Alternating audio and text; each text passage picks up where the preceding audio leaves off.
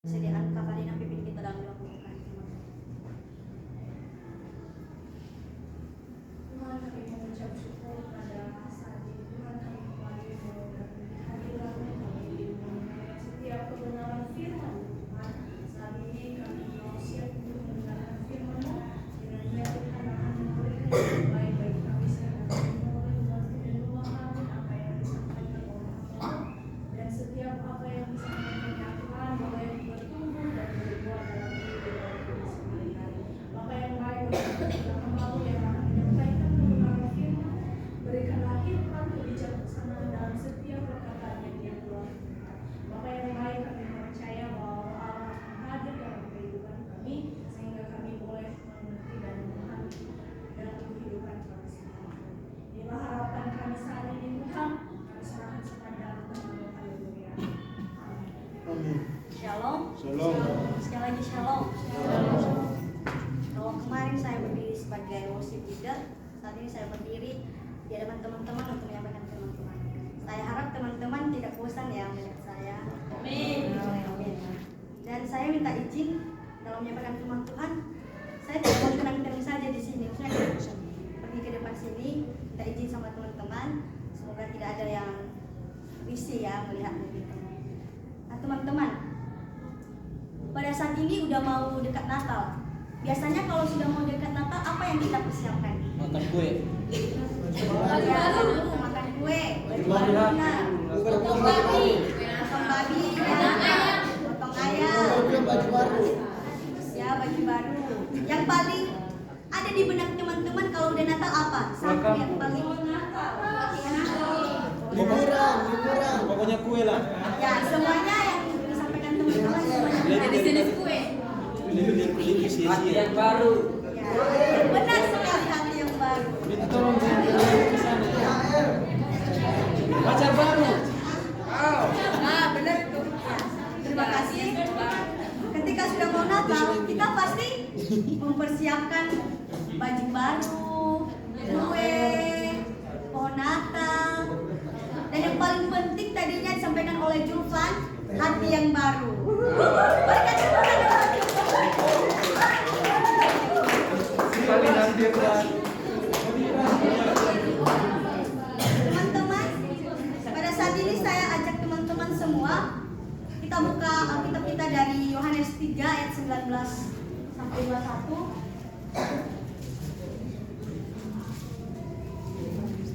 Kalau nggak bawa kita lembaran baru. Yohanes 3 ayat 19 sampai 21. Ayat ke-19 dibacakan oleh pria, ke-20 oleh wanita, dan 21 kita bersama-sama setelah saya membacakan judul perikopnya. Sudah mendapatkannya? Amin. Percakapan dengan Nikodemus. 1, 2, 3. Dan inilah hukuman itu, terang telah datang ke dalam dunia, tapi manusia lebih menyukai kegelapan daripada terang, sebab perbuatan-perbuatan mereka jahat. Sebab barang siapa berbuat jahat, membenci terang dan tidak datang kepada terang itu, supaya perbuatan-perbuatannya yang jahat itu tidak nampak. Bersama-sama. Tetapi barang siapa melakukan yang benar, ia datang kepada terang, supaya menjadi nyata bahwa perbuatan-perbuatannya dilakukan dalam Allah. Amin. Berbahagialah yang membaca dan merenungkan firman Tuhan. Baik teman-teman, tema yang saya bawakan pada hari ini yaitu kedatangan terang dunia.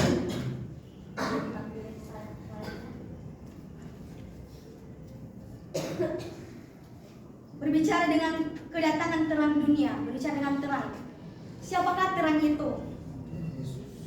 Terang yang dimaksud pada saat ini yang saya sampaikan yaitu Tuhan Yesus.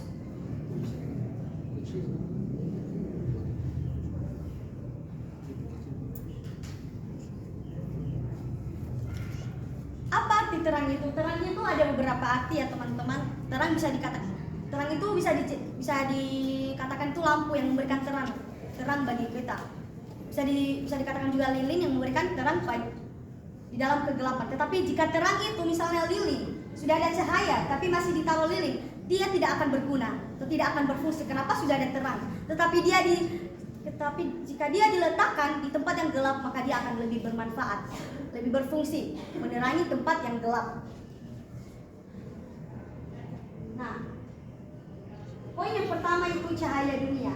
Apa sih cahaya dunia itu?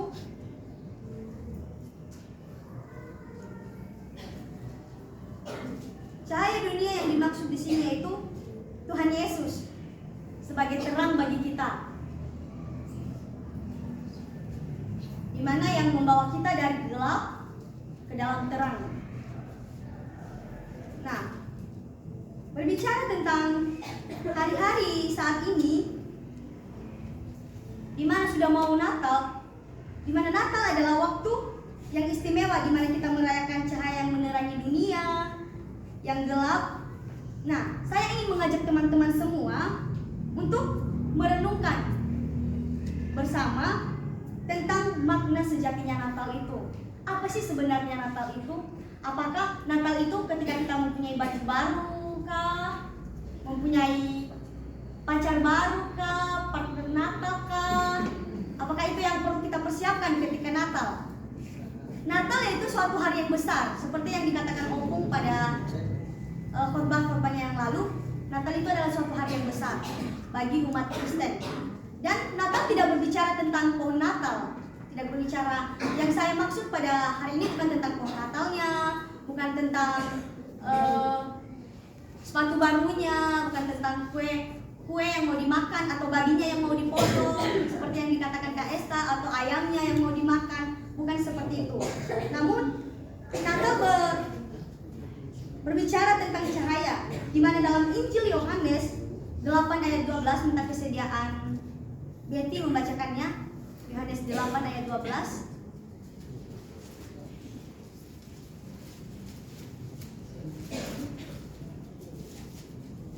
Yohanes 8 ayat 12. Maka Yesus berkata pula kepada orang banyak, katanya, Akulah terang dunia.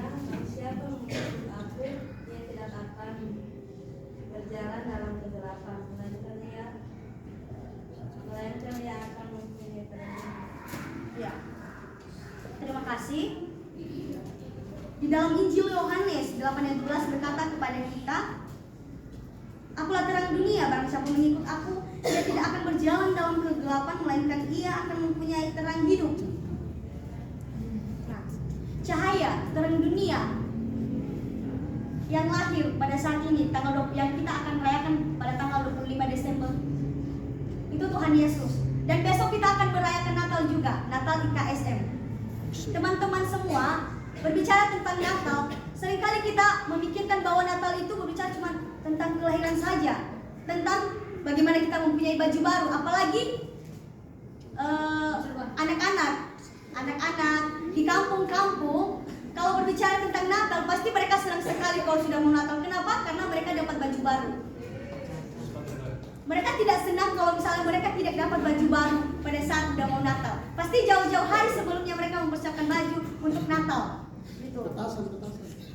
Ya, petasan kalau tahun baru, bukan pada saat Natal. Itu menyambut tahun baru. Pergi nyolong dikit. Poin yang kedua yaitu kehadiran kasih. Nah, di dalam makna sejatinya Natal itu adanya kasih, kehadiran kasih di antara kita semua. Ketika kita merayakan Natal, harusnya yang ada dalam Natal itu, kita merayakan kelahiran Tuhan itu adanya kehadiran kasih. Bukan malah adanya percecokan, adanya konflik, di mana ada yang ketidakcocokan. Misalnya nih, kalau di kampung-kampung adanya konflik antara saudara itu ketika misalnya si bungsu dan si sulung memperebutkan di tempatku kita rayakan. Saya mau di rumah saya lebih besar daripada rumah kamu gitu kan. Nah, yang satunya tidak setuju karena dia tidak mau, karena rumahnya juga besar gitu ya. Biasanya kita rebut tempat di mana mau kumpul gitu. Mereka lebih senang kalau misalnya kumpulnya di rumahnya gitu, karena mungkin rumahnya lebih bagus menurutnya. Namun teman-teman, ketika Natal itu harusnya kita bisa memberikan kasih itu terhadap sesama kita, bukan malah mempersulit suasana gitu. Bukan Natal tidak berbicara tentang di mana tempat kita mau merayakan Natal itu, tapi berbicara tentang bagaimana kita saling mengasihi sesama kita, bagaimana kita kasih yang dimaksud di sini bukan kasih kepada pacar ya, bukan kasih terhadap pacar. Teman-teman pasti sebelum Natal nanti pasti saya akan dan story tentang partner Natal gitu ya. Mereka pasti mempersiapkan siapa yang menjadi teman saya di Natal ini. Biasanya cowok-cowok gitu, mereka pasti tidak mau Natal sendiri, mau ngajak teman, terutama doi gitu ya. Kalau yang sudah punya doi berbicara tentang kasih, pasti mereka maunya ditemani sama teman dekat cewek mereka gitu. Bahkan hari-hari ini belum lagi tiba waktunya Natal, tapi sudah mau Natal, saya sering scroll video gitu ya, lihat video tentang udah mau Natal tapi masih belum punya partner Natal. Haleluya. Amin. Sebenarnya itu tidak bukan itu yang dimaksud dalam ayat ini, bukan partner Natal seperti kekasih, tetapi kita bagaimana kita mengasihi saudara kita, memberikan kasih kita, saling mengasihi satu dengan yang lain, bukan malah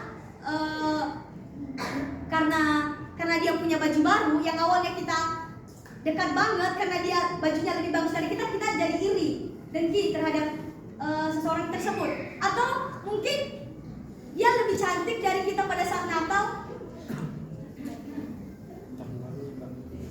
Tidak, teman-teman, kita tidak boleh iri kepada teman-teman kita yang lebih tinggi dari kita, bahkan bisa melebihi kita. Tapi mari kita merangkul, saling mengasihi, karena di dalam Natal itu yang harus ada yaitu kasih, bukan saling membenci satu sama yang lain. Poin yang ketiga yaitu berbagi kebahagiaan. Bagaimana sih berbagi kebahagiaan? Apakah cuma ketika kita punya makanan saja kita bagi makanan kita terhadap teman kita? Apakah ketika kita lagi bareng saja kita boleh berbagi kebahagiaan? Apakah kita hanya berbagi kebahagiaan kepada orang yang terdekat saja? Apakah orang yang kita tidak suka tidak boleh berbagi kebahagiaan gitu? Berbagi kebahagiaan di sini teman-teman artinya kita saling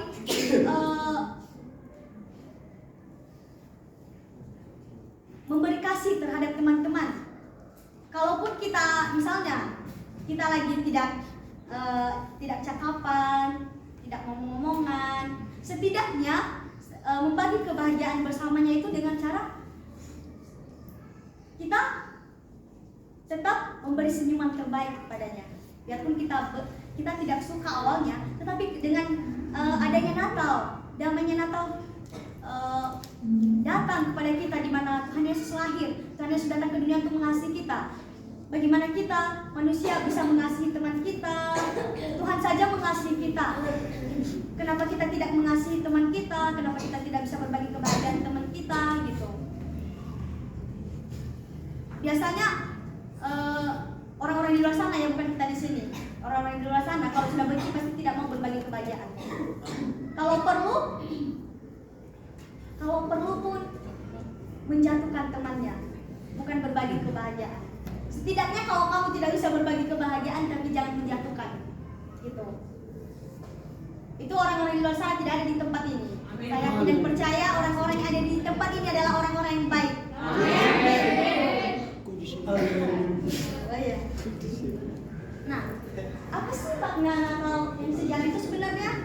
Poin yang keempat itu misi mengabarkan kabar Injil. Ini yang paling pentingnya. Misi mengabarkan kabar Injil. Natal berbicara kita menyampaikan Injil, bukan hanya semata tentang baju baru tadi. Mengapa saya katakan demikian? Kita sebagai para hamba Tuhan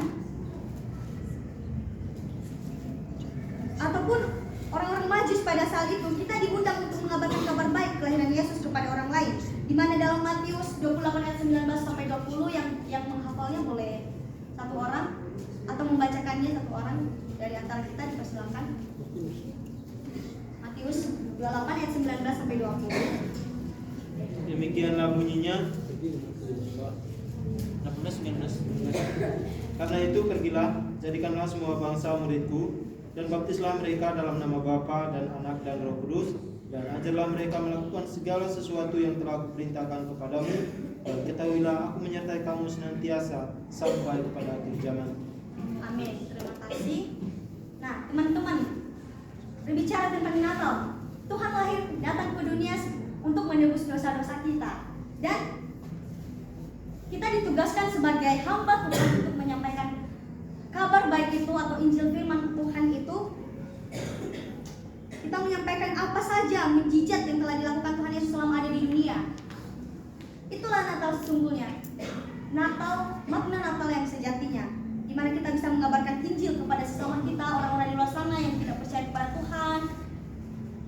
Bahkan orang yang sudah Kristen dari lahir pun banyak yang masih belum mengerti, banyak yang masih belum tahu kebenaran firman Tuhan. Saya yakin percaya kita di tempat ini sudah tahu semua firman Tuhan. Ada amin? Amin. Untuk itu teman-teman, jika ada keluarga kita yang jauh dari Tuhan, itulah gunanya kita yang ada di tempat ini untuk menyampaikan kepada mereka Injil firman Tuhan. Kita mau sampaikan kepada mereka bagaimana sih sebenarnya menjadi orang Kristen yang benar dan baik di hadapan Tuhan.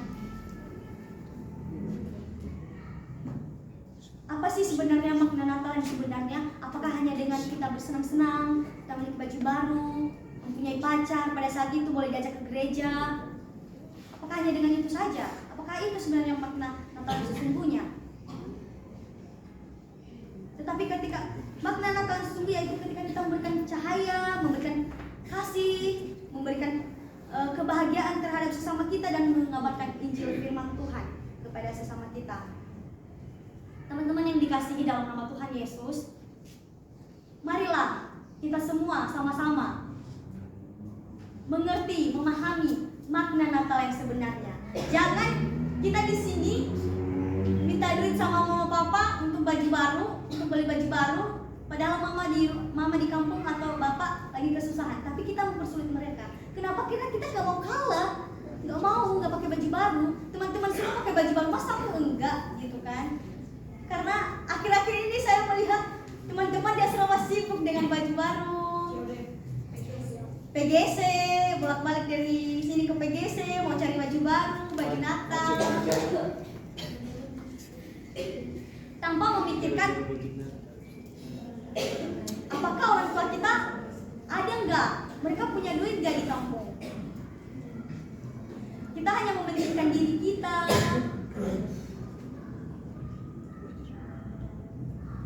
Kalau di kampung udah otomatis semuanya pasti pakai baju baru. Kenapa? Orang kampung memang begitu.